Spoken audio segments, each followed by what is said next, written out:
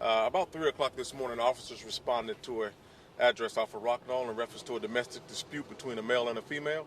Upon the officers' arrival, they encountered a male who came outside and had a handgun.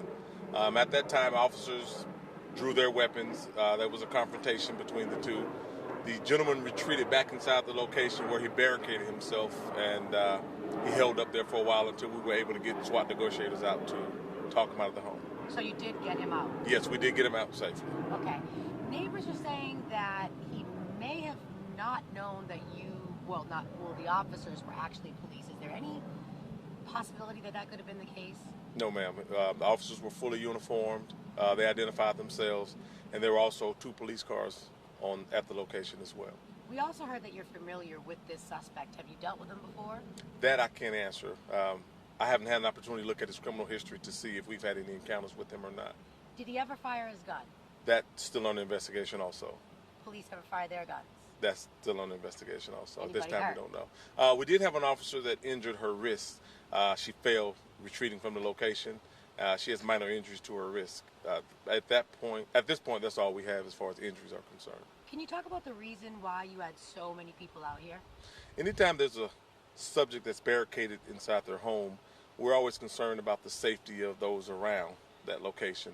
So we really have the extra officers to help with evacuations and just to for containment, to ensure the safety of the community pretty much. Did you have to evacuate anyone, including anyone who was in the house the suspect was hiding in? As far as the location where the suspect was, he was the only person in that home. So there was no evacuation there, but we did, however, evacuate the houses that were immediately adjacent to that location. Where was the suspected victim of domestic violence?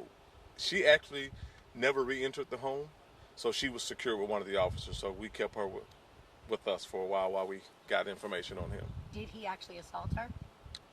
At this time, I think it was just a verbal altercation, and there were some threats made. But I don't think there was no physical violence toward her at this time. Any children involved? No children. Okay. Anybody else have any questions?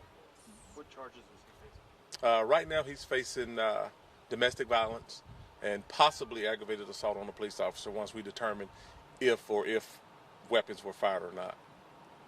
So charges are still pending at this time. So this really went on for about almost 8 hours? You said about 3? The call came out about 3 o'clock this morning, yes ma'am. Okay. Anything else you want to talk about? I know it's not very often you bring that big tanker out and stuff like that.